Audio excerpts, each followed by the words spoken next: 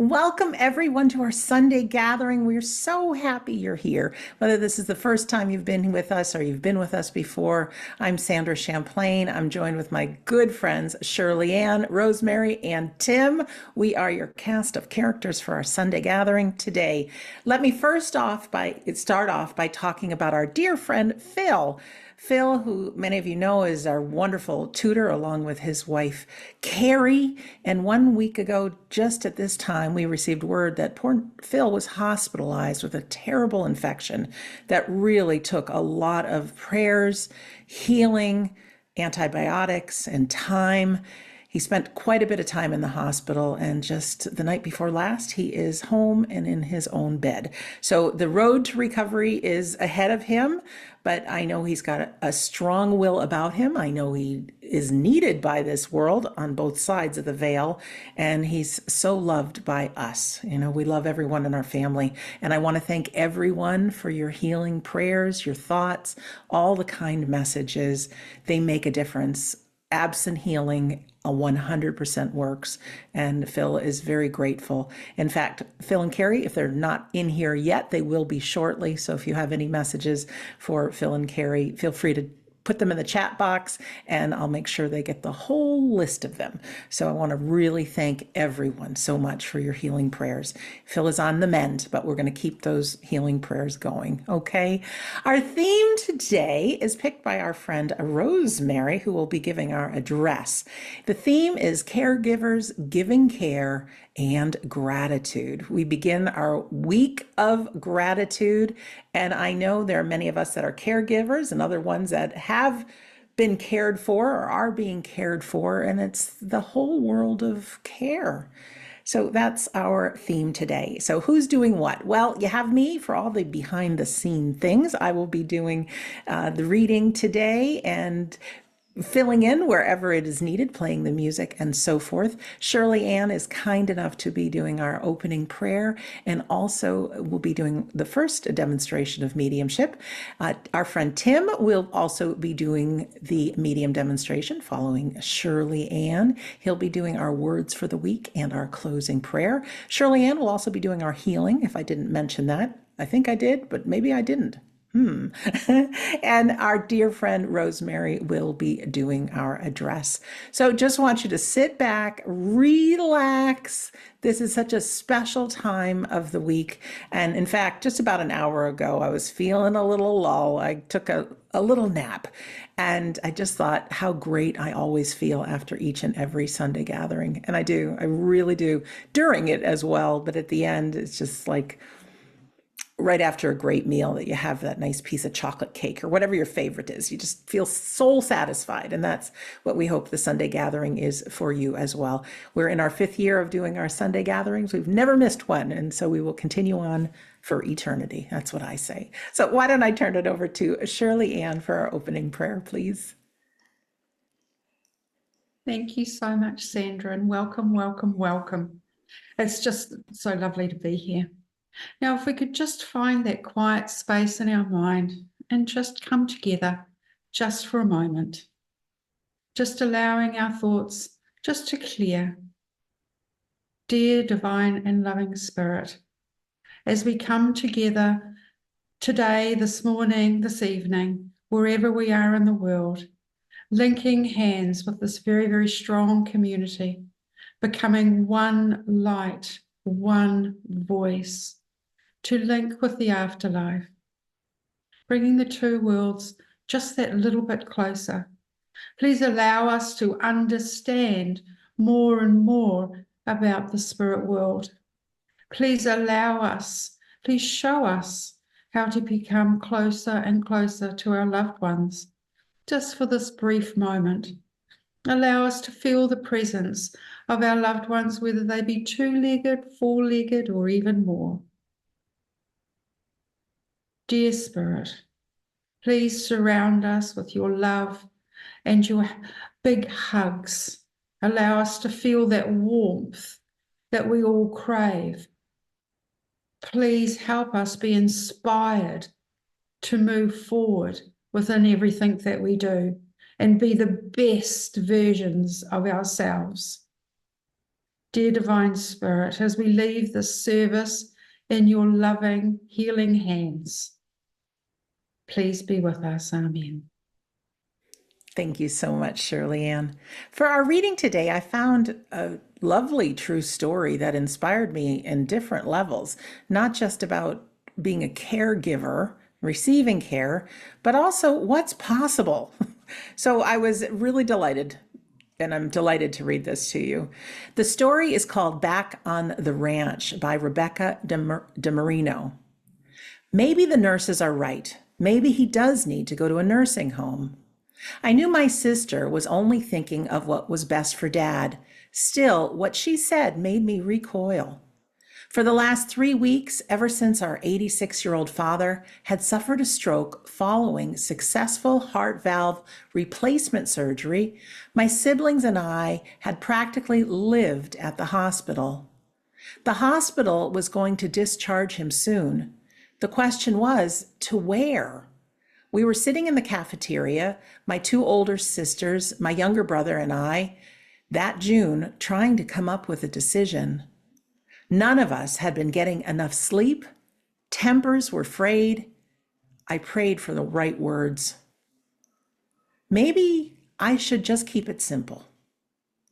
He wants to go home, I said. We need to help get him there. My siblings just stared at me. Just 2 months before, Dad had been his strong, vital, independent self, living alone after Mom died on their 100-acre ranch in Western Oregon, God's country, as he called it, driving his truck, cooking, taking care of his beloved horse, Cotton, even digging post holes. But the stroke had left him unable to walk or swallow. He could barely speak. I'd never seen him so frail, never even thought of him as old until now. I wanted to tell my sisters and brothers why it was so important that Dad get back to the ranch, that it was the place he felt most inspired. But Dad made me promise to keep his secret. You see, Dad was writing a novel. It was his first, a Western romance that he dreamed up the previous fall. He was 300 pages into it and was determined to see it through. He asked me not to tell a soul, not even my siblings, what he was up to. Dad wasn't a writer. He was a Navy pilot who traded airplanes for horses when he retired to that ranch. He didn't want anyone laughing at him. Dad was so set on completing his novel that he called me into his hospital room just before his surgery. I want to tell you the end of the story, he said, just in case. You don't need to do that, I said. You'll be home before you know it, writing the last pages while you recover. God isn't finished with you yet. But he shook his head. Now listen. He told me in detail how he wanted his novel to end. It was so beautiful, I had a hard time holding back my tears. How could I persuade my siblings and the doctors and nurses that Dad needed to go home to recover when I had no idea how he or we would manage it? All of us kids lived an hour or 2 away from the ranch. We had jobs, family commitments, and I didn't know anything about being a caregiver. Still, and maybe it was the hopeless romantic in me, I thought there had to be a way we could make this work. The surgeon said Dad needed to go to a rehabilitation center first to build up his strength. If they feel that he's made good progress, then sure, he said, let's get him back home. I told my siblings his advice. They agreed to try it. But if it doesn't work out, we'll have to look at other options, my older sister said. That afternoon, I sat by Dad's bed and took his calloused hand in mine. After rehab, you're going home, I told him. We kids will take turns staying with you, and you'll be able to finish your book. Isn't that great? Dad struggled to speak, but no words would come. He settled for weekly squeezing my hand. I squeezed right back, hoping we'd made the right decision. He did well in the rehab center. He came home to the ranch in August, able to get around with a walker, dress himself, and eat soft food. I stayed with him the first few days, cooking and doing housework, organizing his medications. I stuck close any time he was on his feet to make sure he didn't fall. Friends had fed his horse while he was in the hospital, but now he insisted on taking care of Cotton himself. He swapped his walker for a wheelbarrow, forked hay into it, and slowly pushed it to his horse. Cotton nickered softly, as if to say, "I knew you'd come back." Dad's physical therapist came for her first visit, and she couldn't believe how far along he was. After the second week, she never came back. "Whatever you're doing is better than anything I could have come up with," she said. But doing chores couldn't restore Dad's ability to communicate. He had no trouble reading the messages and prayers people posted on the Caring Bridge website my brother and I had set up for him. He knew how he wanted to reply, but struggled to form words. It was as if they were trapped in his brain. My siblings and I took turns staying with Dad, rotating every 3 days so none of us got burnout.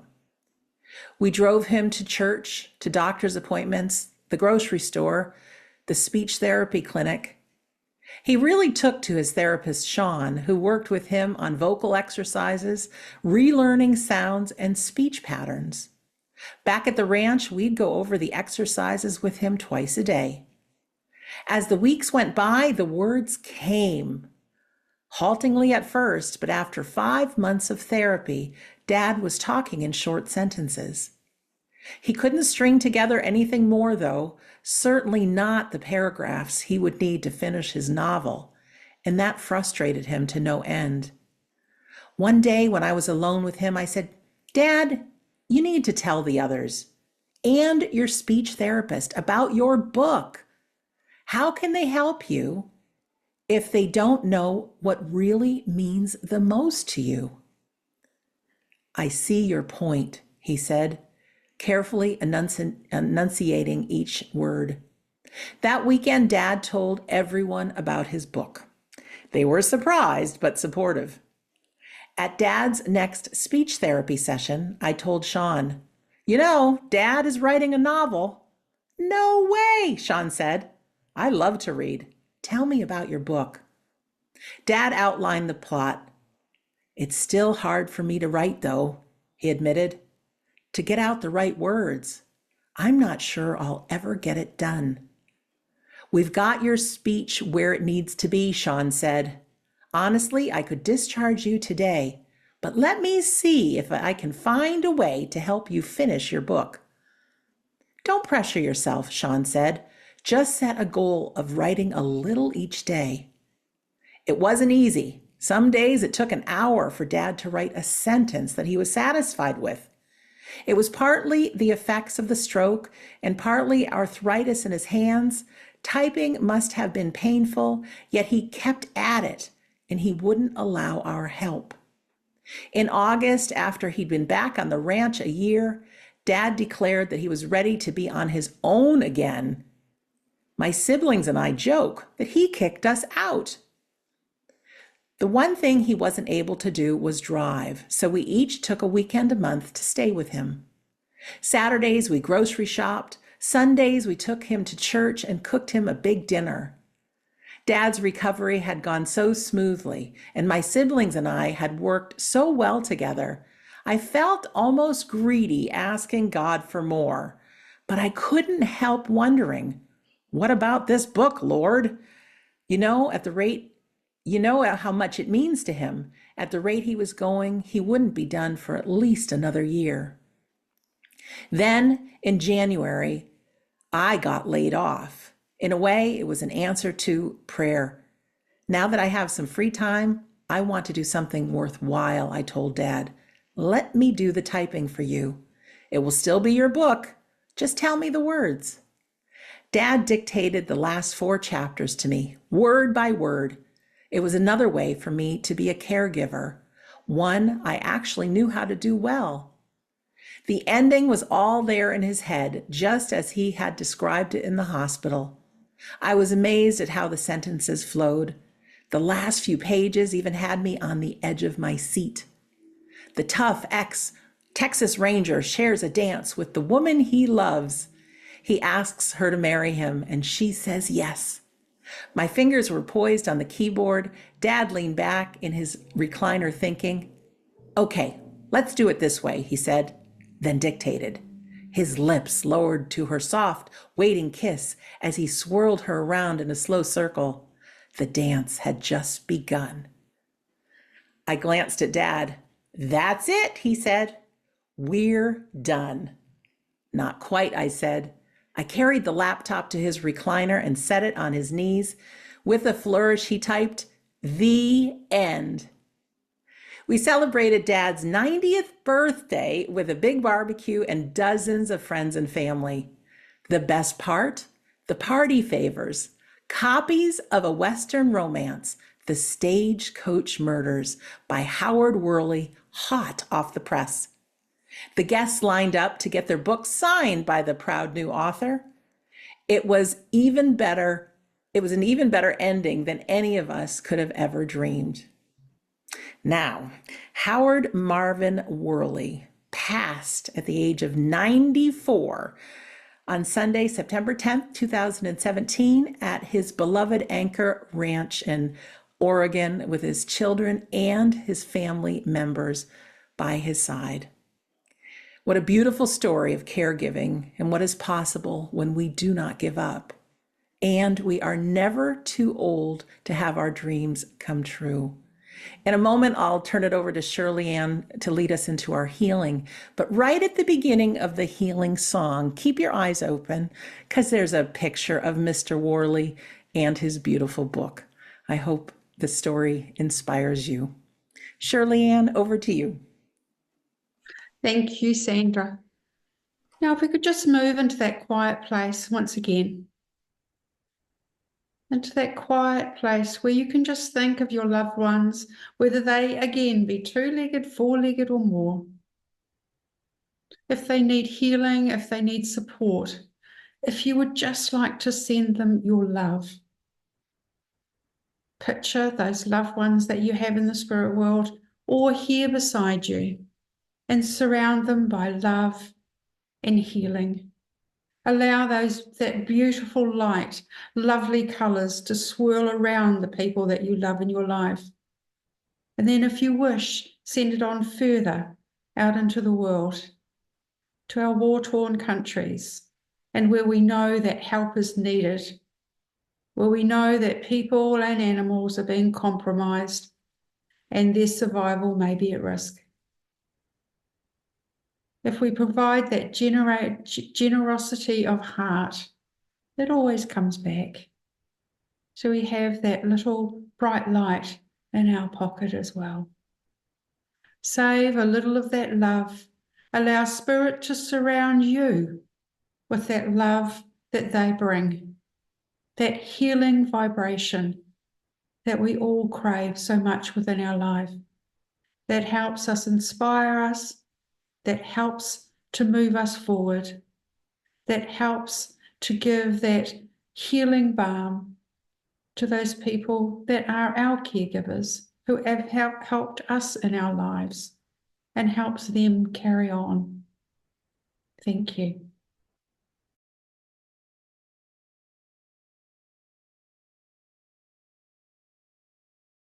Beautiful words. And now, ladies and gentlemen, we'll hear from Rosemary Musachio, who is one of the most inspirational people I know. We're so proud of her. She's beautiful. She's brilliant. She's been a long-time medium student of Carrie and Phil's, and she's that friend in that song. So Rosemary, it'll take a moment. We'll get her to share her audio. Over to you, Rosemary, and welcome. Her second time giving the address on our Sunday gathering. Thanks very much, Sandra. Hi, everyone. As Sandra said, today starts Gratitude Week. I'm grateful to many, I'm grateful to Sandra and Darren for creating the Sunday gathering. Every Sunday, I look forward to their wise, inspiring words and wonderful music. I'm so grateful to Phil and Carrie. They've helped me so much through these couple of years. They made me feel accepted and able to try my best at mediumship. Although they make no allowance for my disability, they are so patient and offer strategies for me to excel in doing readings.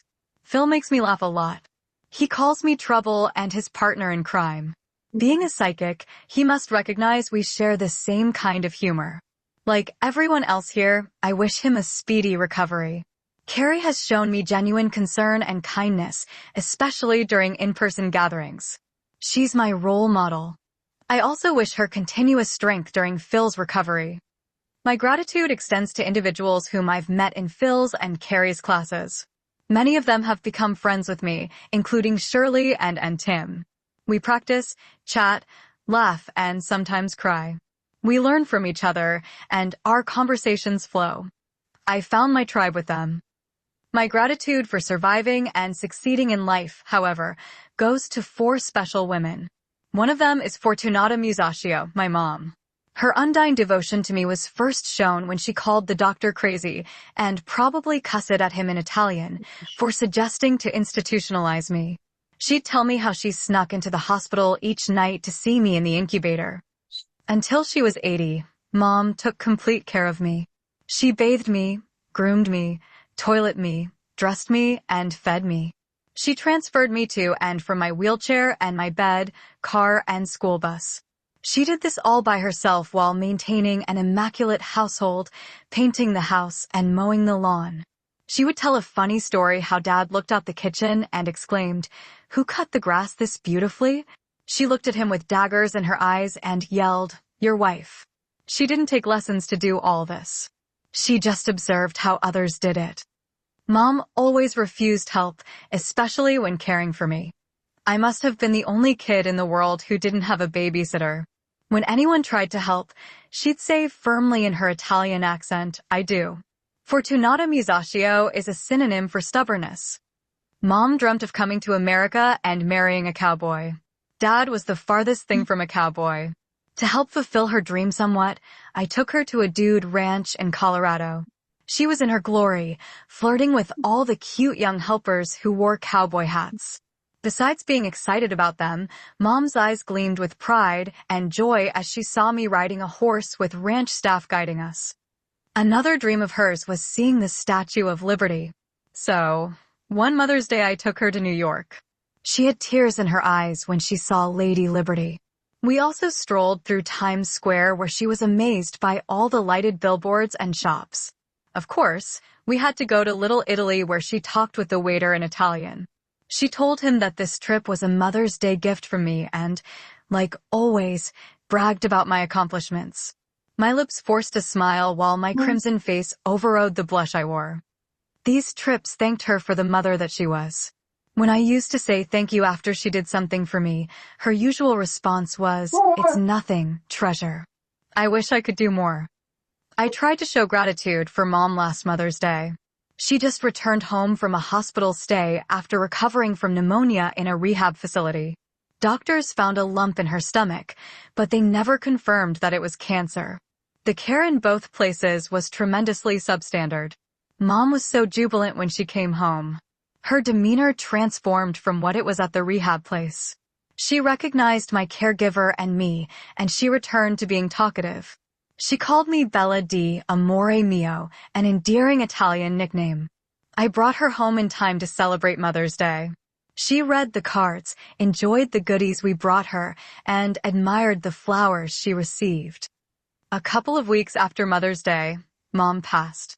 Before she transitioned, the caregiver said she pointed up to the left corner of the ceiling and said okay.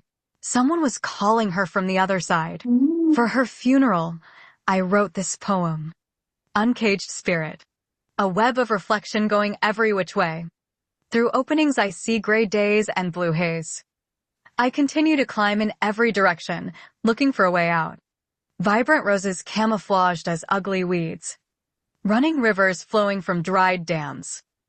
I keep reaching for the next spiral, awing at its fragility. as I fall through the brightest light guides to the familiar present or the unknown future. Blindly following, I cannot become entangled in this life anymore. It's time for my spirit to soar, flying free as it always has been meant to be, free to come to thee whenever you think of me.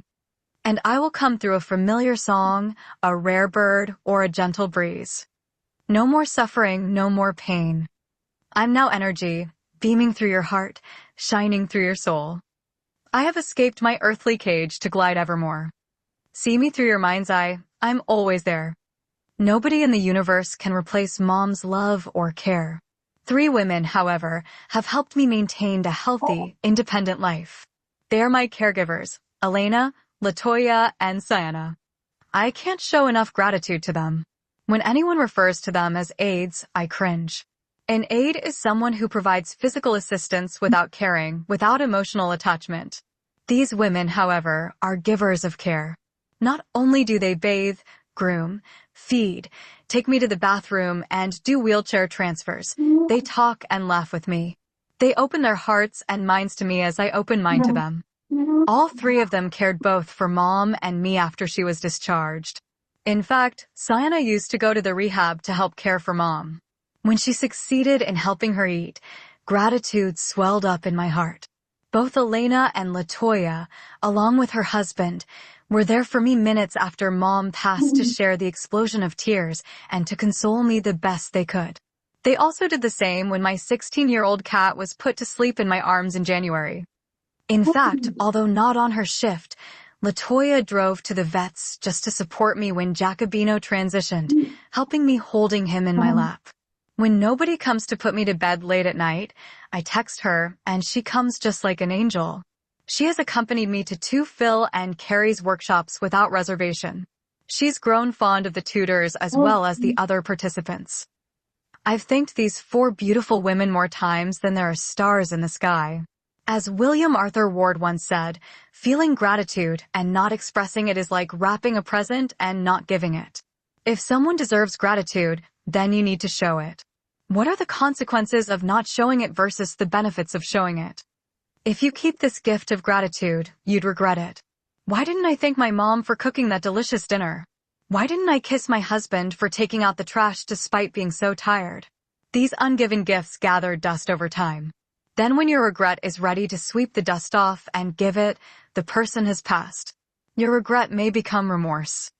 If you do not give the gift of gratitude, whether it's by words, a gesture, or an actual present, the other person may feel unappreciated and become unmotivated to do things for you. Even subconsciously, the mom may serve leftovers more often or the husband may not take the trash out daily. This is human nature. Sometimes unconditional love breaks like a very old bridge. It needs heartfelt appreciation to hold it up. When you acknowledge someone for all that they do for us, both they and you glow inside more.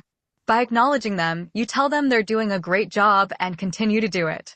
By recognizing what they do for you, they may feel more purposeful in life. They may feel more fulfilled. The very old bridge of unconditional love has been plastered and nailed with appreciation and recognition. As for you, you feel better. It's simple as that. When you express how much someone means to you, you fill little cracks in your soul, so you feel whole. Any sense of regret will be blocked so it won't erode within you. So here's the challenge for this week. Acknowledge someone and thank them for being there for you, or for doing something that nobody else would do for you. Since Mother's Day is a week away, your moms should be on the top of your list. On social media, post words of gratitude, acknowledging memes, or pictures and videos of cherished memories. If you are not a fan of social media, email or text them, or outdate yourself by mailing them a letter. Forgive me for sounding like a FTD commercial, and yes, flowers are always a great idea. Show them you care. Thanks very much, Sandra, for allowing me to do this, and for everyone for listening. Rosemary, thank you. And what's customary, she can't hear us, but hit that raise hand button and we'll give Rosemary a standing ovation. And Rosemary, just take it in. See all those hands going up. We love you. We thank you. You're an inspiration to us. And I know Latoya is on with us, and I'm sure we're going to share this with your other friends as well. Thank you. It's a special person to share your love. And I know you love Rosemary as much as we do. Okay. Rosemary, thank you. Beautiful. My friends, we are going to move on now to our demonstration of mediumship. I want to thank Rosemary again, and there's so much there. And as a reminder, you can always go to the We Don't Die Sunday Gathering page, and you can watch our Sunday gathering again anytime. And the link you use to join becomes the replay link as well. So there's some gems of wisdom in there that I know I'd like to hear again. As we move into our demonstration, Shirley Ann and Tim are so kind to volunteer their hearts and souls to our community to do our demonstration. If you're here for the very first time or you've been with us before, I'll give you a little rundown on how this portion goes, okay? First of all, no easy task to be a medium. While we all have the abilities, it is those on our Sunday gathering and mediums that are out in the world, the well-trained ones anyways, that use everything that they can. They go through their nerves and excitement and all of that, and trust that the thoughts and feelings and sounds and smells and pictures that come into their mind and their being is coming from someone in the unseen world. When we migrate to the other side, we are still us. I'm happy to say we can pick our best age, weight, health, whatever. That is who we are, and we are real. We absolutely are. They do not have a way to communicate with us other than putting thoughts and feelings within us. And so often we just chalk that up to our imagination. But that's the wonderful world that our loved ones work. And so they may be subtle. Both Shirley Ann and Tim have been longtime members of our community and been within Carrie and Phil's classes, both mediums in their own right, and continue to be the very best that they can be. So one at a time, they will work with the spirit world, inviting those folks that want to share to do so. Now, just as you see Rosemary, Tim, Shirley Ann, and I as representatives of you guys who are here on planet Earth, we'll get a handful of folks from the unseen world on behalf of all of our loved ones. So even if your loved one doesn't come through, you'll find, just like Rosemary's address today, that there's words that you can take for your own life. So you can hear things within the demonstration, just how close loved ones are. And sometimes within those messages, you realize, gee, I could use a little bit of that myself. So I think there's a big picture of how we all work together on our Sunday gathering from both sides of the veil. When a medium works, you'll see them. Well, you can't see what's going on within them, but they're going to use what they can to communicate with this person in the unseen world. You'll hear them give a couple of initial bits of information about the person that has connected with them. Maybe who they are, what they did for a living, who knows. So we want everyone to be on the edge of your seat, okay? Really listen in. Those folks in the unseen world, they know exactly who's on our Sunday gathering. So you may be out for a walk and doing your own thing, thinking nobody knows. Oh, yes, your loved ones know you are watching or listening right now. So when they give that initial bits of information about the person that has connected with them, if you can recognize 100% of the information that they just shared as that's my loved one or that's my friend, what we want you to do is press your raise hand button. Now, I know we all just pressed it for Rosemary, but if you want to play with it now, you can press it. It'll say raise hand, and then it'll go to lower hand and then raise hand. Why this is important is, first of all, we often have well over 100 people in our Sunday gathering. So we ask, just press your raise hand button if you can accept all the information, okay? But sometimes there could be 2 or more people that understand all the information. So our mediums will work to narrow it down to one person. So if you're listening in, your hand's raised, and then they give that other bit of information, and you say, oh, I can't understand that. That's the time to press your lower hand button. Now, we do the best we can. You know, we are all connected all over the world with technology, but it seems to work. We make this happen. The other side is working with us from the spirit world. So it's an opportunity to see just how close they are. And like I said, even if it's your loved one that doesn't come through, please know your loved ones don't just show up on the Sunday gathering time.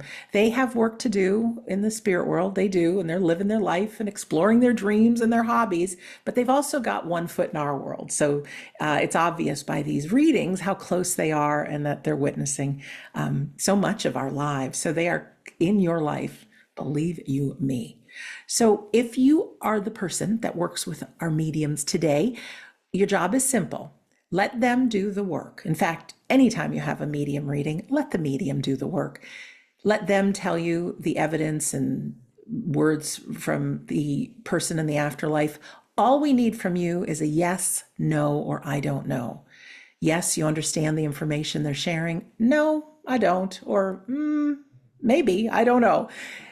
Don't feel bad about saying no. As Phil and Carrie share in their classes, no simply means a new opportunity for the medium to look within and communicate with the person to get the information correct. It's easy as that. And like I said, while we all possess the ability to do this, just like they say, how do you play the piano? Some people are gifted at it. Others, it takes years of practice. And we're so grateful to Carrie and Phil, all the students that are part of our community, and certainly Shirley Ann and Tim here today. So what I'd like to do now is play another piece of music. And you didn't know this, but Rosemary picked all our songs today. And for our song before our demonstration, she's got the Blues Brothers. Yeah, she's got a great sense of humor, and it's a very lively song. As the song is playing, just be joyful, if I can say that. Your loved ones are with you. They're part of your life. And whether you picture them dancing in the room around you, yeah, you can do that, or whatever you wish. So let's turn to the Blues Brothers, and then we'll be back with Shirley Ann. There's always room for a little Blues Brothers in our Sunday gatherings. Shirley Ann, you're up first. Hello, my friend. Hello, Sandra. And I totally agree about the Blues Brothers, and thank you, Rosemary, for choosing our music today.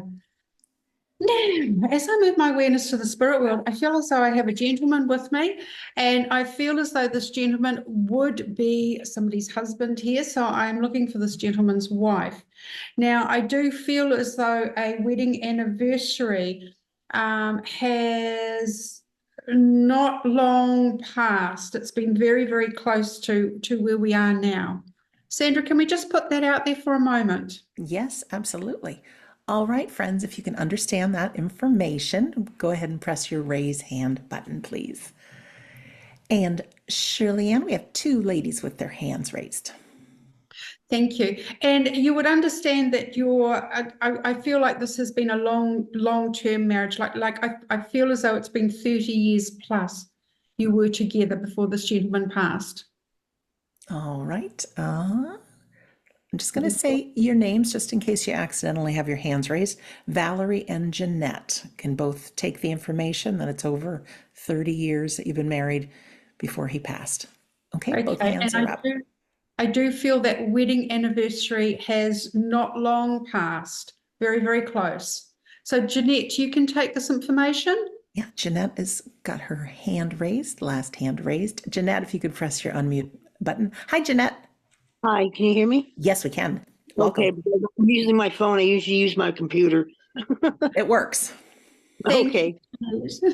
Now, Jeanette, I feel as though there would have been, I feel as though I'm being taken, your husband's taking me to around your wedding day, if not your wedding day. You would understand there are a couple of things on your wedding day that didn't go quite according to plan. Yeah, you could say that. It rained and I stepped in a big puddle. Yeah.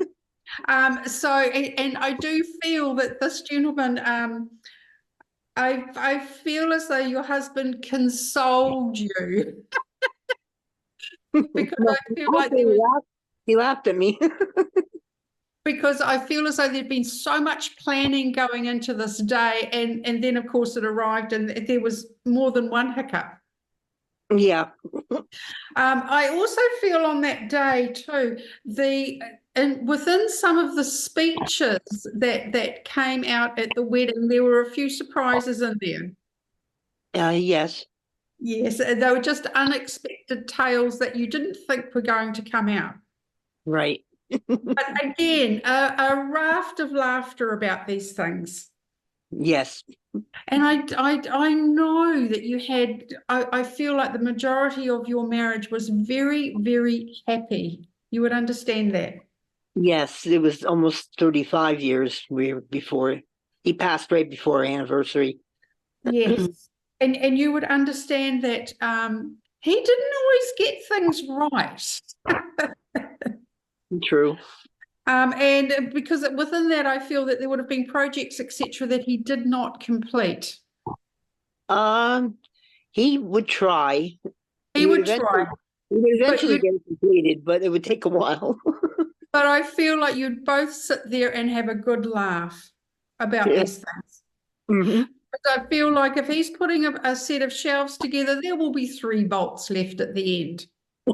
Yes, I used to tell him to read manual, and he never did. He just did it by sight. But he always tried. And I know that you have children. I feel it's like 3 children, Jeanette. Yes, I had to. And I feel as though, gosh, these children could not have had a better father. Yes, he Although was. at times I feel the discipline he was a little bit light on. Can you understand that? Yes and no. It depends on what the issue was. I feel as though one of the children, well, I don't feel they're children now, of course, but I know that you have at least one girl. Yes, she's sitting And right here. yeah, and she had dad round her little pinky. She had a what? She had dad around her little pinky. Yes, Because I feel as though he would be maneuvered into things, but he knew it and he would go along with a big smile. right. But I do feel he's bringing back memories here that I feel like there was a few situations, a few late nights where he had to go and pick up this young lady. Yeah. No, brother. One time was from a police station. So there was a bit of fun and games there, but she always brought that light into his life. You know, I feel this gentleman has a very light heart. He has a very gentle heart. Yes, As far as his family is concerned, I know that this gentleman would have helped anybody. If somebody needed help, he would have been there if he was asked. absolutely. That was him. He was always coming to the rescue. Yeah. And I also feel this with his children. Yes. He was Oh, always there. yes. Both of Um, us. and at times, like I've already said how kind, etc. he was, but I feel like with one of the boys, once he got him home behind closed doors, he had some pretty severe words to say. Yeah, that would be my middle child. So yes, he was definitely one that kept both of you on the go, I feel. He still does. He keeps me on the go still. But you know, this gentleman is coming through with so much love, and there's a feeling here of I'm pleased that you've had work done on the house. Do you understand that? Wow, we're in the middle of like redoing the carpeting and the flooring and stuff. And it's been a long time coming, and I feel here there within you there was a little bit of nervousness, a little bit of hesitation in taking the leap and getting a lot done at once. Right. Yeah, I just had the roof done. He has mentioned the roof. He gave me the impression of the roof, and that really, really needed doing. And I even want to say for the last 5 to 10 years that needed doing. Yeah, well, he's the one who did the roof, and he didn't do such a good job, so I had to have it redone. Correct. And I feel as though you were very aware that because when you talk about him doing the roof, I feel like there was an area that always leaked. Yes. Oh my God. And it's like the water was getting under, in between the walls. You would understand that, and that was identified by, I'm going to say, a trade builder. Because I know your husband tried everything. I even know that around the house he tried to do the concreting. You would understand that. Yes, he tried everything. And the only thing he wouldn't touch is plumbing. I did that. But even then he'd try and butt his nose in, I feel. Yeah, he would, and then he'd Yeah. have me to finish it. But this gentleman, he had a great sense of humor. I feel like the dad jokes came thick and fast. Yes, And I feel he was really well liked at work. yes, very much. Now, I also feel within his work, he had a position of responsibility, meaning he was either a manager or a boss. Can you understand that?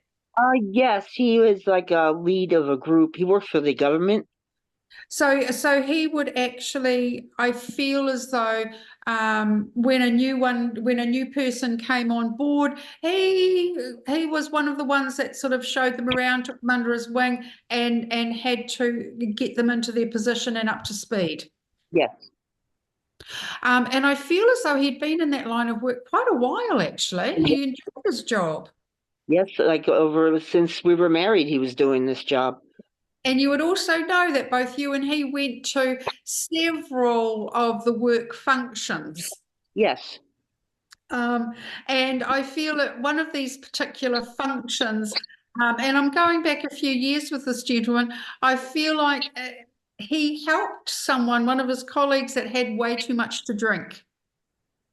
uh, maybe we went Okay, through a lot of functions. all righty. But I know that he was one of the ones that would go to these functions and he would keep his wits about him. He wasn't about to compromise his position or his reputation, actually. Yes, definitely. And I do feel as though Jeanette, at one stage in his position, there was redundancies in the office or the level he was at. Can you understand that? We was I'm sorry. What does redundancy mean? Like jobs being laid off, people being laid off. Yes, Yes, because I feel as though he was actually quite annoyed about this, and he stood up for some particular people. yes. He was really angry. Yes, And this again shows his loyalty and commitment to people. yes, You were his friend. That was it. You were his friend for life. And I even feel there may have been a family member. I even feel his brother that he possibly fell out with, but even that was mended. yes, This shows his just absolute commitment for family. Jeanette, I want to say to you, with the anniversary that has just been, please be aware that he was front and center, because I do feel that with this gentleman. Can you understand that? yes, And I also feel as though you raised a glass to him, yes, because this gentleman, gosh, I feel for both of you as a partnership was the best parts of both your lives. yes, And he feels he's giving me the strength here that you always had his back. yes. It didn't matter what went wrong. I mean, I know it was returned by him, but he always knew that he could rely on you. I hope so. Jeanette, am I correct in saying that with one of your children, you actually went into labour, you were at hospital, and he was late. He got held up getting there. Yes, Because he's just bringing that into my memory with this hustle and bustle of trying to get to the hospital, and when your expression was like, finally, you were coping quite well without him, but it was an absolute relief that he arrived. right. Jeanette, I want to leave you with his love and his loyalty. And also, I want to give that beautiful daughter beside you a big hug from Dad. Please be aware he's around much more than probably you know. Oh, great.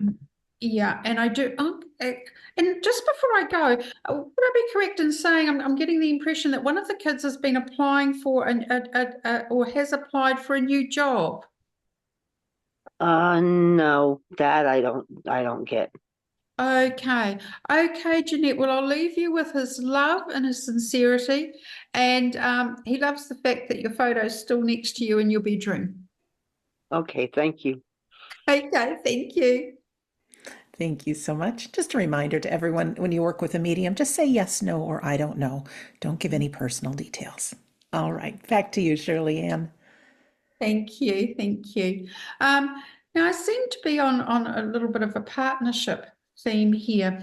I feel as though I'm looking for a lady here, and I feel as though there is a gentleman in the spirit world, and I know this gentleman would have proposed to you, but I feel as though the wedding never proceeded.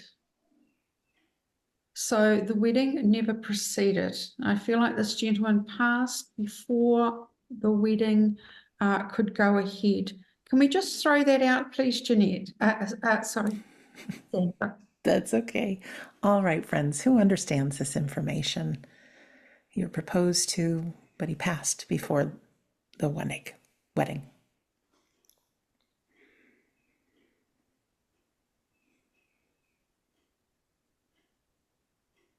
No hands raised just yet, Shirley Ann.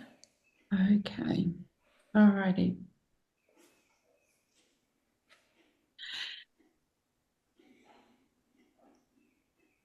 Then I feel as though this gentleman would have proposed to a lady here.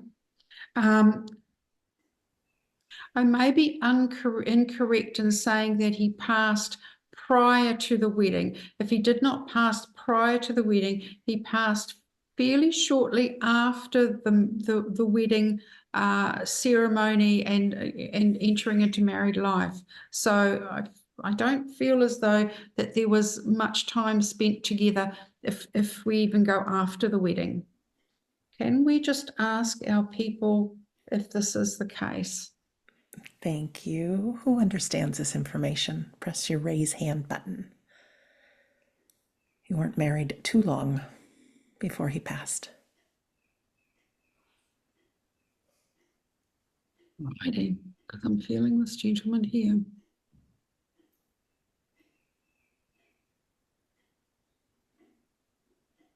Okay, if it wasn't you that was proposed, oh, we do have a hand here. Sorry, I'm off That's my okay. little foot here. It's no problem. Catherine has her hand raised. Hi, Catherine.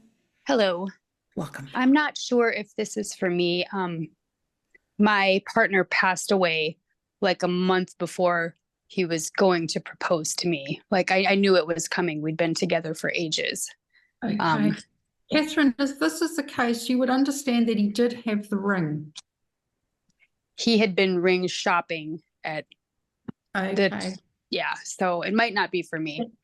Thank you, Catherine. Can I work with you, please, and we'll see where we go with this. Yes, of course. Now, I do feel this gentleman, he was very romantic. You would understand that. Sometimes. But he also had a very practical side to him.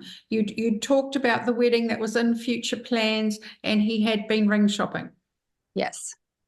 But I do feel you would know his anxiety on choosing the right ring. Yeah. Yeah, I could take that. Because he's making me very aware here. You have lovely taste, shall I say? Okay. And he's making me aware of also there was plans to either purchase a property or you just purchased a home. We had just finished building our home on our property. Okay, all righty. Okay, I may have misinterpreted that. And with the property though, I feel as though when he passed, the landscaping hadn't been done. The outside had not been completed. Yes, I can take that. But I feel there were plans afoot on what was going to happen out there. Yes. Now, you would understand when this gentleman passed you, it came totally left field. It was absolutely out of the blue. Yes. And I feel as though you didn't get time to say your goodbyes or any of those things. No. And I can hear that that has weighed heavy on you. And of course, both of you, I feel as though he's giving this feeling of there was a very, very bright future ahead for you. I feel like you'd planned children. Can you understand that? Children, no. Future, yes. We already But have a child. okay, all righty. And also, Catherine, am I correct? You had a little dog together. Mhm. Yes, we have a dog. Yes. And this gentleman is giving me the impression here that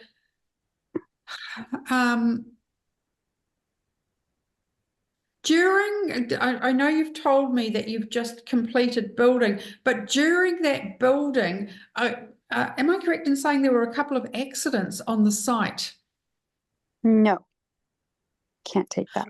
Right. Well, then you would understand then an incident, I feel like with a great big huge beam, actually. No, nothing like that. Okay, all right.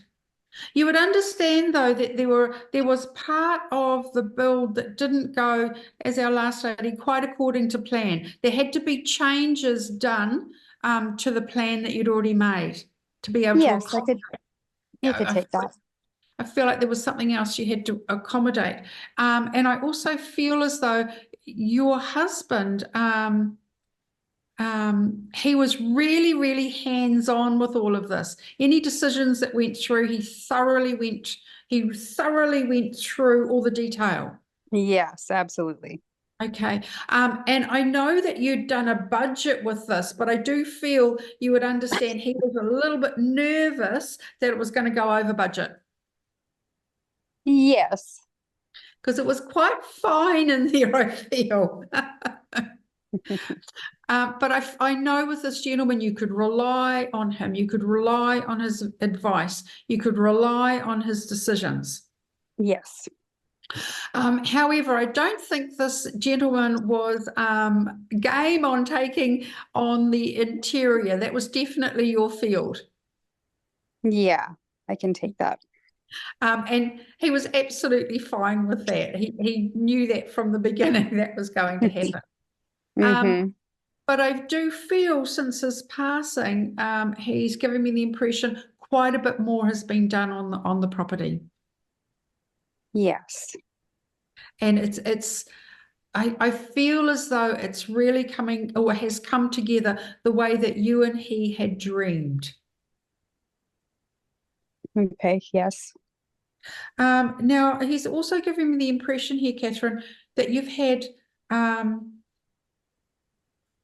should I say, a lot of trouble or indecision about moving on.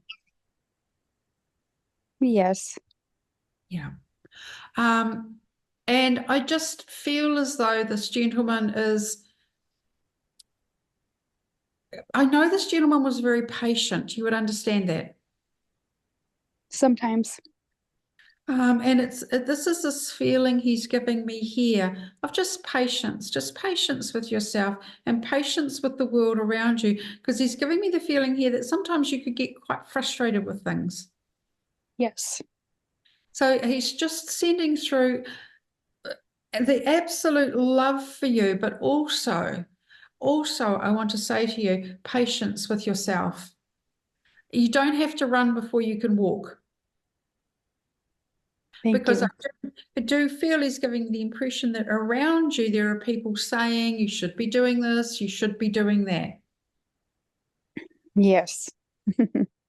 So just patience with yourself and move at your own speed, I feel this gentleman is saying to me, because he was very much his own boss. He moved at his own speed. Yes. And if somebody told him what to do, yes, he'd listen. Yes, he would be polite. but he still would make his own call on his own situations. For sure. So I'd like to leave you with his strength, and you would understand his strength Yes. and patience. So very, very much love, Catherine, and I'll leave you with that. Thank you very much. Thank you, my pleasure. Thank you very much, Catherine. And Shirley Ann, thank you so much. Mwah. Much love for all of us. And we move on to Mr. Tim Southwell. Hello, Tim. Hello. Thanks, Sandra. And it's, again, a delight to follow Shirley Ann as well. And Rosemary, those words, I knew it was going to be emotional. I'm privileged to know you, Rosemary, just truly am. And I think there was, in the chat as well, there was a lot of people that were moved by you. So thank you so much for that. And now it's my turn to move into the closer and connect to the spirit world.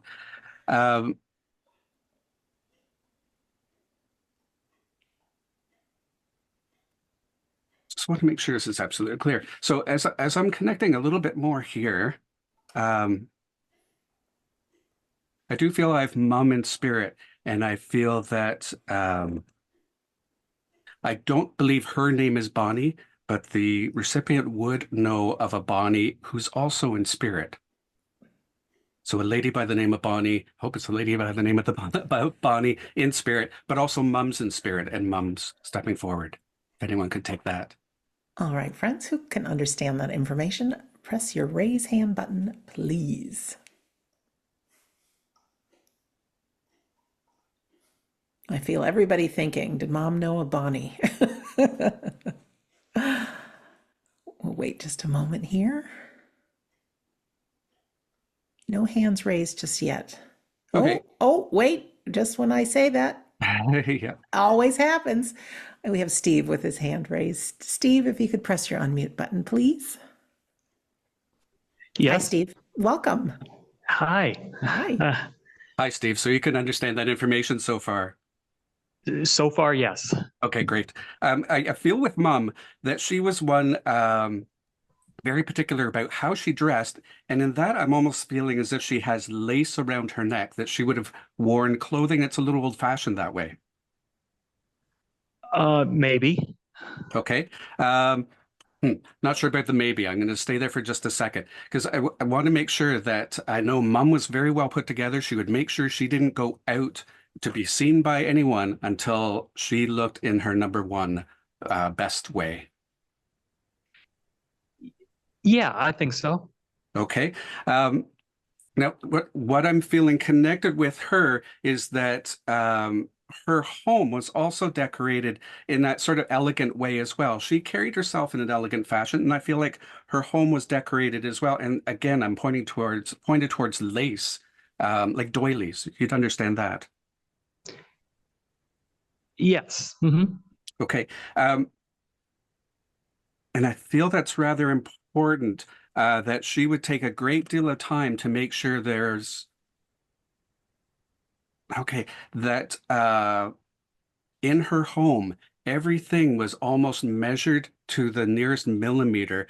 I feel like everything was set perfectly and designed almost but like an architect would have designed. This is the furniture. This is the things that are on the furniture. Oh, I don't think so. Okay.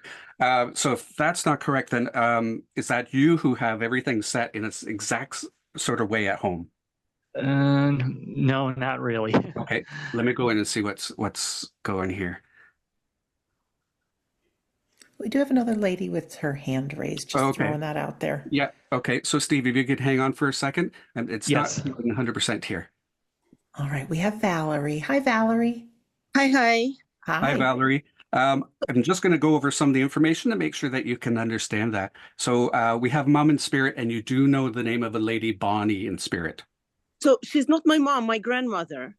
Okay. Well, yeah, it's possible the relationship, we can change that, but you'd understand Bonnie in spirit. Her sister is Bonnie. Yes. Okay, great. And you'd understand her wearing the older fashioned, almost like the lace outfits. I don't remember her very well. She passed a long time ago, but she crocheted her own stuff. Yes. Okay. I relate to that. Okay, I think I may be more with you than I'm feeling a little bit. So Steve, if you could just listen in case, and Valerie, if I could continue with you. Because I feel that there would be pictures of grandma, though, dressed in that style. Very, I know it's black and white pictures, but I feel as if there would be, that was kind of her style, black and white. Possibly. I don't think I've seen pictures of her. Like I said, I mean, I was very young and she passed very, very long time ago. Okay, but you do know enough of her to continue. I'm familiar with what you're describing. Her sister definitely was Bonnie, and she was crocheting lots of things herself. Okay. And my grandfather, her that's husband, was an architect. Okay, that's okay. Yeah, that can happen too. But from now on, got to promise, just yes, no, and I don't know. Sorry, yes. That's okay.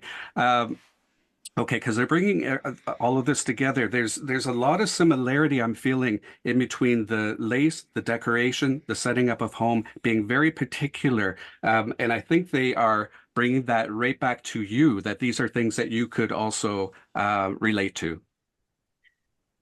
That you're very particular, that you do have the decorating, as in if it's not lace, then it's that like doily sort of ironed material. I cannot relate to that, no. Okay. Okay, let me hang on here for a second.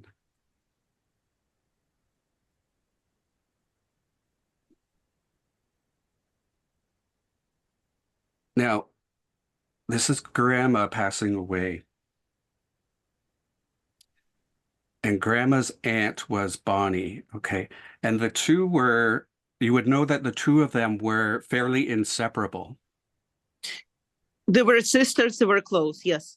Yes, very close together. And you'd also be aware that with them, there was a time in which they were separated, but there was a lot of letters going back and forth. I do not know. Okay, because it feels as if there's documentation going in there. Okay. I don't know. I'm going to go back to grandma then. Then you know that grandma's the one bringing forward the writing, and it feels as if there's a lot of writing then. If it's not with Bonnie, then it would be with your mom. This is your mom's mom, correct? That's my mom's mom, correct? Yes. And there would be letters that would have gone between mom and grandma. It's possible. They lived in different cities. Okay. It's possible. It feels as if mom would have had those letters, though, with her. I'm pretty sure no, she does not. Okay. There's Valerie, I'm going to ask you to hang on for a bit because I want to go back to Steve because there's some of this information is not quite sitting right here. Thank you. Okay, thanks, but hang on and keep listening. So Steve, we're back with you. Okay. Okay.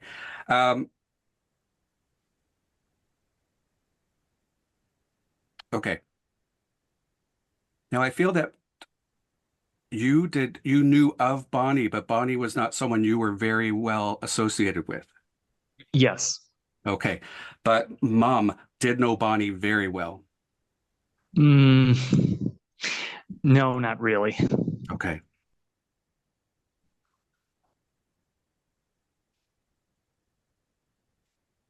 Okay, with mom. I'm staying with mom though, and it feels as if there's a lot of I'm going to go back to the original lace, the original way that she would dress as well, and that mom was not necessarily one to be extremely colorful in her dressing. Yes. And again, though, I'm getting from her that she's one that necessarily didn't want people to know what was going on in her life. She was relatively private. Yes. And it also feels as if mom didn't want a lot of people talking about her or a lot of people to know about her. Yes. And it seems too that she just was not comfortable with people she didn't know at all, like large crowds. Yes. But she did have, you would know she had a neighbor that she trusted very much. I don't know. Okay. Okay, I'm getting the feeling from her that there was a next door neighbor that she would, I don't think it's even as close to a confide with, but there was one neighbor that she was able to trust with bits of information, even delivering the paper, that kind of thing. Yeah, I don't know, possibly. Yeah. So very much though, mom would keep to herself though. And I feel too, even with dad, she was pretty quiet within the home. Sometimes. Yeah. Okay. Sometimes I'm going to work in there for just a little bit there. Because I don't feel like mom was one necessarily that was keeping secrets. She just did not like to have things out and around and talked about. She wanted, I feel, more to give attention to others in the family. Yes. And I also have the feeling that you have siblings Yes. and that, and I feel that there's, she's talking about daughter as well, so that you'd have a sister. No. No, okay. That she's giving the impression that there is an older one, a younger one, and she was very close to the older one, and then that shifted over to the younger one. Yeah, I don't think so. Okay, let's see what that's then.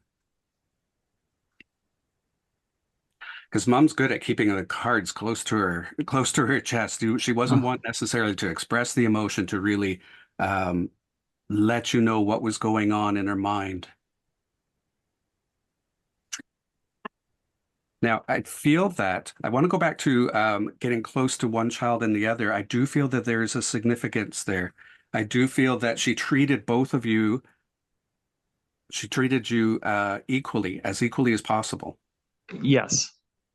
Okay. But I do feel, okay, there's where that is. I do feel that there were certain areas that were different within each of you. And then that's the ones that she would love to bring up in conversation, that she would talk about and involve herself in.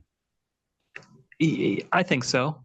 So that there was definite separate interests among the family, among her children in the family, and she was quite good at recognizing achievements individually and highlighting those.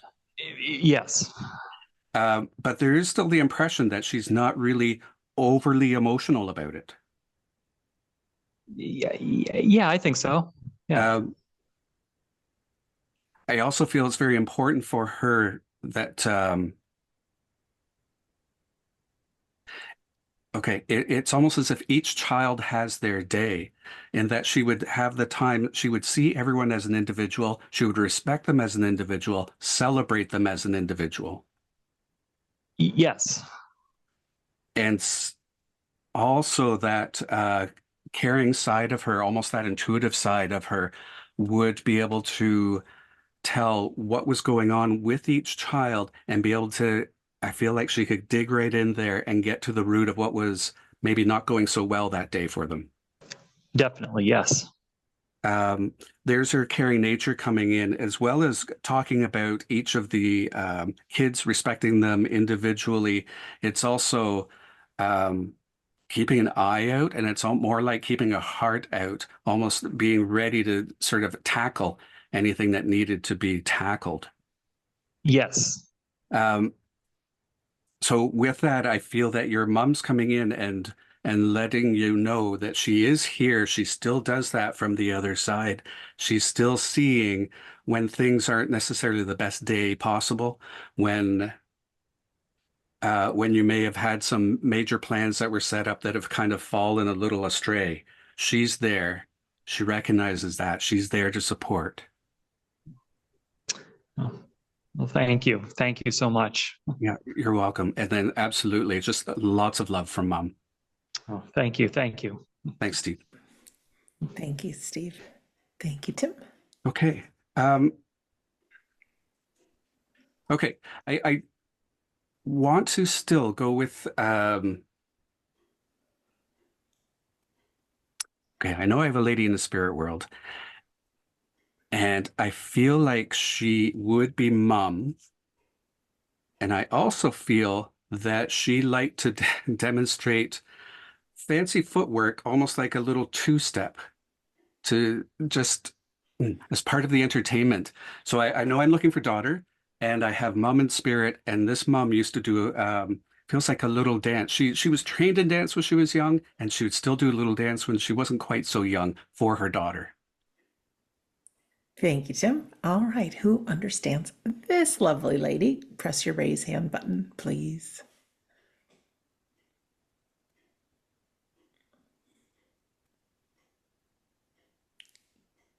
No hands up just yet, Tim. No hands up yet. I'm gonna still hang on to now. I'm gonna take away the relationship. May not be mom. I know it's a close family member though, and I do know that she did her little dance for our recipient. And I also know she's making me aware that the recipient was also taking dance lessons at one point. And there must be a memory of lifting just the skirt a little bit so you could see the actual legs doing the fancy footwork. It's a strong image, I have to say. She sounds lovely. All right. Yeah. Think back, everyone who can understand this information. A little fancy footwork. Might not be mom, but you know of a lady that did this. No hands up yet, Tim. Sorry. No hands up. Okay, so I am still with a lady in spirit, and I know she's okay. We have Maria. We have Maria. All right, Maria, if you could press your unmute button, please. Hi, Maria. Hi. Hi, Maria. How are you doing? Good. How are you? Good, thanks. I'm just going to go over what I've said so far to make sure we're good. Now, would you understand this to be mom in spirit? My aunt was like my mom. Okay, because I know there was that closeness there. And I also, it's so important to her about the dancing and the footwork. Yes. And in her later years, it's partially demonstrating, but it's also just having a heck of a lot of fun. Absolutely. Yes. Okay. And that, and the other piece that she relayed is that you too, not to throw you under the bus, but you would have taken dance lessons as well. I did, and I forgot about that. Yes. Okay.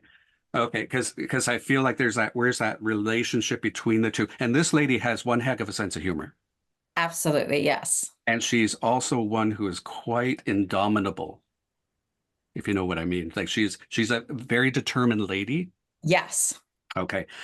Because yeah, there was a definite feeling of don't let this particular piece go. It's about the dancing. And there's even the memory that she had of, so you could see her legs and feet a little bit better of just kind of hiking up the skirt just a bit. Yes. Okay. Not going further than that. That was just it to be as part of the funny. And actually the dance, I feel she was in, and I don't know the names of ladies' shoes, sorry, but there would be like a little bit of a heel. Probably. Okay.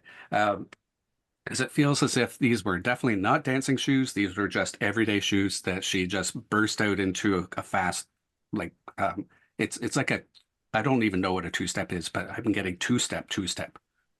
Yes. Folklore Okay. dancing. Yes. You would know what a two-step is. Good. Yep. Now, there's also a feeling here that there's a bit of tap dance involved. So she would have had a past that would have had her tap dancing. Yes. Okay. And she's saying also you would have had that tap dancing too. Yes. Okay. Oh my gosh. And this, yes, and there's definitely a lot of love coming from her because as she's doing this, she is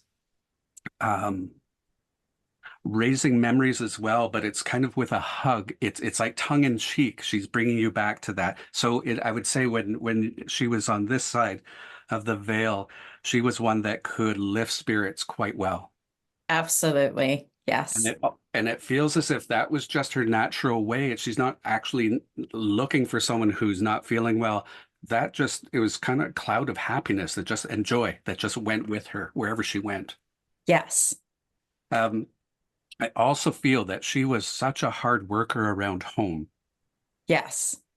And that it was hard to pin her down. What I mean is, even if she sat for a second, she'd be up on her feet doing something else 2 seconds later. So true. Yes. Yeah. And she's dodging to the kitchen, she's dodging to a living room, she's dodging to the dining room, all of that, all in a matter of seconds. Yes. I also feel, though, she's letting me know that her food was bar none. Her homemade food was the smells were only topped by the way it tasted. Yes. And as she had the table set perfectly. She must have had quite a dialogue with her and her husband. It's almost like a comedy act in a way Oh, so true. Yes, they were funny. to Yes. watch the two interact because they're at the dinner table, and it's almost as if her husband would have come to the dinner table even early to start up this kind of floor show almost. All the time. Yeah. Always a show. Yes. Yeah, and with her as well, floor show that just she loved to laugh. Yes. She loved to be involved, Yes. and she loved to involve others. And there was, I feel from her, no such thing as a quiet dinner table. Never. You're And she would right. make sure everyone was in with the loop, everyone was having a good time, Yes. and making sure that everyone had seconds and thirds and fourths and fifths. Yes. Yeah, and then out would come the pie. Absolutely. Yeah, you'd have memories of lemon meringue pie. Does that make sense to you? Yeah. Yeah, it Okay. does. Yeah, and because that seems to be the topper. She's quite good. She's giving me the sense here of whatever the meal was, she had the dessert that would just play well against it. She was very careful of what she planned. Yes. And she's also pointing to you at that point because you've taken some of those cooking. She didn't directly teach you, I don't feel, but you learned from her. Yeah, she taught me some stuff. Yes. Okay, and it feels like the care you do in meals. Now she's giving the impression that hers, bar none, but you do a pretty good second banana in planning your meals. Oh, well, thank you. I don't know about that, but thank you. I'll take the compliment. You do plan the meals, though, I feel, and you do make sure things complement each other. Yes. And she's sort of wrapping things up with that and the compliment as well. There's lots of love from her. She's popping in to say, I feel more like hello, and just to highlight some of these memories and maybe even have some of that lemon meringue pie if it's been a while. But she's there with other family. She's kind of giving me the impression, and I feel there's an uncle there as well that was well loved at that table. And Yes.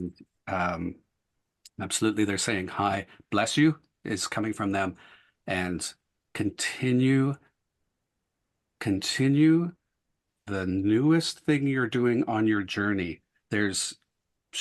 Sorry, she just kind of threw this in. Just read. Of course, she had to have the last word. Would you understand that? Oh, absolutely. Yes. Okay. So as her last word, she is throwing in that she's aware of there's a tweak that you've done on your journey, and it's something coming out of the blue for you. And she's saying congratulations on finding that because it seems to fit now and it's allowing you to move ahead. I hope that makes sense to you. That was a beautiful reading. Thank you. Okay, thanks, Maria. Thank you. Okay. And thanks, Sandra. It's a pleasure to serve Spirit. Oh, thank you so much, Tim. We'll hear back from you in just a moment with some announcements. Let's send Tim and Shirley Ann some love. You can press your raise hand button or just blow them kisses. I'm sure they're going to feel it. And again, these folks from the spirit world are representing all of our loved ones. They're still with us. We will see them again. I know grief is the hardest part of our journey. I also know there's some members of our Sunday gathering here today who have just recently had your loved one pass into the spirit world. I also know we have a couple of birthdays that are being celebrated. You know who I'm talking to. Happy birthday to you. If you have not yet taken advantage and read a copy of my book, please do. You don't have to buy it. Just go to wedon'tdie.com, scroll to the bottom of the page, enter your name and your email address. It'll pop up that you get the first few chapters. It's the entire book. Chapter 10 is all about grief, why it hurts so bad, what's happening with our biology, things that we can do to help alleviate the pain. It gives more understanding, how to honor your loved ones. And there's so much more in there, of course, too, about life after death and living life. That's my book, We Don't Die. Also, I have been working very hard on some podcast episodes now. approaching 650 combined hours of episodes, all about evidence of the afterlife, help through grief, and help to have a powerful life. So on the main page of wedon'tdie.com, you can access them as well. The last one on Shades of the Afterlife is about family reunions. It's people meeting their loved ones in near-death experiences. It's pretty special. Next Sunday is Mother's Day for most of the world. We've got some special guests joining us as speakers and mediums. And if you don't have your book, a gift yet for your mom or anyone, yes, this is a shout out. This book here, Love Mom, is currently second week on the New York Times bestseller list. And my chapter on my mom, Marion Champlain, is chapter 10. Love Mom, it's called, compiled by Dr. Nicole Sapphire, and they're heartwarming stories. And there's also some tough ones as well, really making it through life. It's the whole journey of different things that we can learn and be inspired. And bottom line, you will be really empowered in your life and will feel like you can handle anything by the stories in these books. And there's some laughs in the book as well. So that's called Love Mom. Now, as far as what's coming up, our friend Scott Milligan will return on Friday. He's been traveling for quite a while, and we will have a trance medium demonstration and also sitting for healing called In the Arms of Eternity. His class, Trance and the Altered States, will begin the following Monday on the 13th of May, and his Sitting for Power hours as well. You can find everything that I'm mentioning here at wedon'tdie.com. Just click on the store page. Also, our friends Carrie and Phil, we love you. We know you're watching right now. Their next live event, medium training, will be in June in Ontario, Canada. So you can study with them live, which is always a treat. And you can see what else is coming up with them online. They also have some wonderful pre-recorded courses. Everyone's welcome at these. And they also have some very special meditation downloads that you can receive. You can go to their website, which is mymediumship.com. They're the best medium tutors around, and I'm so grateful they're part of our We Don't Die family. And a shout out to our friends who have donated to make our Sunday gathering possible. We never ask, but we do appreciate. So back at that wedon'tdie.com website, if you click on Sunday gatherings, you can watch the past replays, or if you'd like to make a donation, that's the page to do so. I think that's it for the announcements. We're ever so grateful you're here. Now I'd like to turn it over to Tim for some inspirational words for the week and then the closing prayer. Over to you, Tim. Thanks again, Sandra. I sort of want to take us back to the challenge that Rosemary gave us, and that's the use of gratitude for the week and also giving care for people during the week. Now, as we say that, and even with the theme, I often say to people when I'm signing off on an email or something, take care, take care, take care. It's just like a nice way of saying goodbye, see you next week. And it's just when I do it, I do mean it, but it's become so much in use that I don't necessarily feel the emotional attachment to it. So with the challenge this week, there are times in which when we talk to someone, we can actually feel in the heart and sometimes solar plexus, wherever it is that you might feel that, you actually feel that this is a good friend of yours. This is a family member that you can hardly wait until you see them again, or you really wish them care. And you wish that they've been through a lot maybe and nothing more happens to them. You wish for healing, for instance, for some. So in that challenge for the week, my suggestion is, as a litmus test, feel that emotion as you say it. And I'm going to try that this week. Each time I express that, I'm going to see how that felt. Because I feel that the more we connect with someone, even just in our goodbye and our see you next time, if we really feel that, we've created that connection. And that emotional bond is unspoken, unseen, but it creates something that's much stronger than we can maybe even fathom. It has the love at the core of it, and it just speaks of support. So with that challenge, it's gratitude and that we give care out to others. And so as a prayer, if you're comfortable, I'm going to invite you to close your eyes. And we give thanks that we're able to gather this Sunday again among family, among friends, to hear wonderful stories, to hear inspiration, things that have moved us. We've all just changed even a little bit. And we hope that our lives have become a little bit better, a little bit enriched from what we've experienced. We recognize in others what drives them, what makes them wonderful. We see that in ourselves too. We need to take that into account. This week, as we look to others. We think of their care, their well-being. And we give thanks that we can talk about these things, look at these things, and feel these things together. And we give thanks for the gathering. Amen. Thank you so much, Tim, and thank you to Shirley Ann and Rosemary and you and everyone there at home and our friends and loved ones in the spirit world. As we close our Sunday gathering, we can lift up our skirts and dance a little bit. It is the 5th of May here, so here's our closing song. Well, enjoy the rest of your day. We love you. We thank you. We'll see you next Sunday, if not before. Bye, everyone.